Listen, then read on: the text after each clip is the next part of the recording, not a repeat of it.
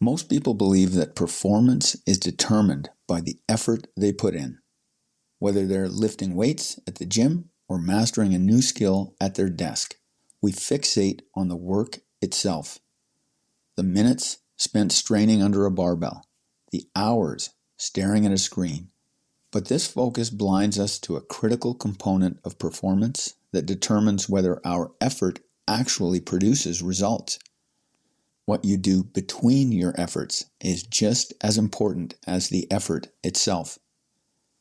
Hey there, it's me, Core, and you're listening to Exercising Self-Control from Fitness to Flourishing.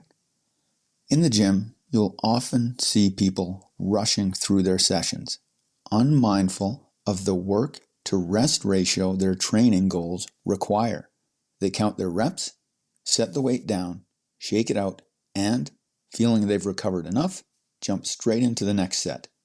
They don't bother to actually time their rest to ensure it's allowing them to recover enough for the next set. This approach works fine for general conditioning. Anyone making the time to exercise in any capacity is doing good work. But if your goal is to actually get stronger, this isn't enough. You're not giving your body's energy systems enough time to recharge. Your body operates on distinct energy systems, each with its own recovery demands.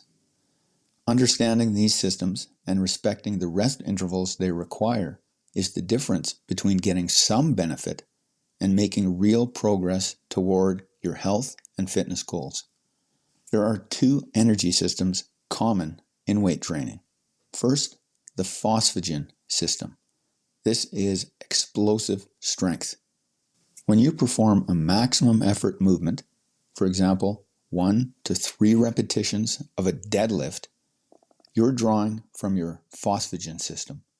This system powers short, maximal intensity bursts, but depletes quickly, typically within 10 seconds of intense effort. Because phosphocreatine stores are limited, full recovery demands substantial rest. To develop explosive strength, you need a work-to-rest ratio of 1 to 3 up to 1 to 6. This means you can rest anywhere between 3 to 5 minutes between work sets. This extended recovery allows your phosphocreatine stores to almost fully replenish, enabling you to produce maximum power on your next attempt. Rush this recovery and your second set won't be explosive. It'll be sluggish, a sign that your system hasn't fully recovered. Second is the anaerobic glycolytic system. Efforts lasting 20 to 90 seconds tap into your anaerobic glycolytic system, which relies on glucose metabolism and produces lactate as a byproduct. That lactate accumulation creates the, in quotes, burn you feel during intense work. Training this system often focuses on lactate tolerance, using shorter rest periods to force your body to adapt to metabolic stress. The work-to-rest ratio here is 1 to 1 up to 1 to 2. When using the general range of 8 to 12 reps, you'll be resting 30 to 90 seconds between sets. These shorter rest periods, as compared to explosiveness training, are actually part of the stimulus. You're training your system to work efficiently even under metabolic challenge. But the ratio still matters. Ignore it, and you're either not building tolerance or you're not recovering enough to maintain intensity. As a result, you're no longer developing muscular hypertrophy as effectively. This principle of rest to work isn't limited to physical training. Your brain operates similarly. You cannot study or work for 6 hours straight and expect to retain everything. Like a muscle, your brain needs recovery time to consolidate information and prepare for the next bout of deep work. But here's the catch.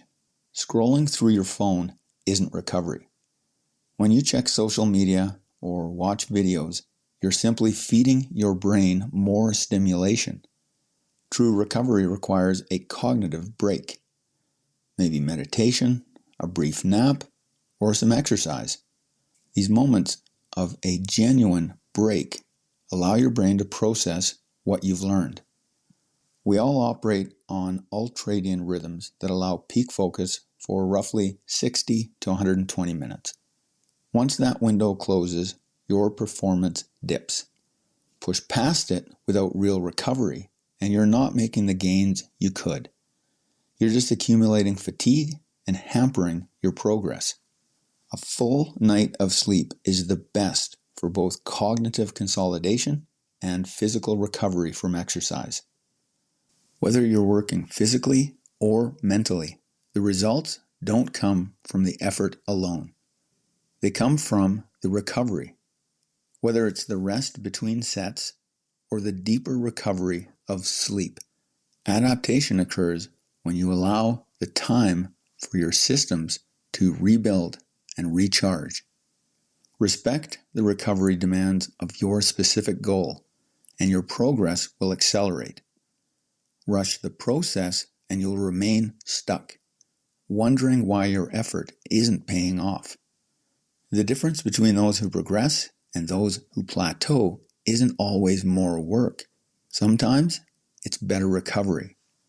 So, when you know how long you're resting, just as well as you know how long and how hard you're working, you'll know exactly what you're developing. Whether it's the work you put in at the gym, or at school, or at work, you'll be training smarter. And that will mean that you will reach your goals more efficiently and more effectively. That's it for today. Catch you next time.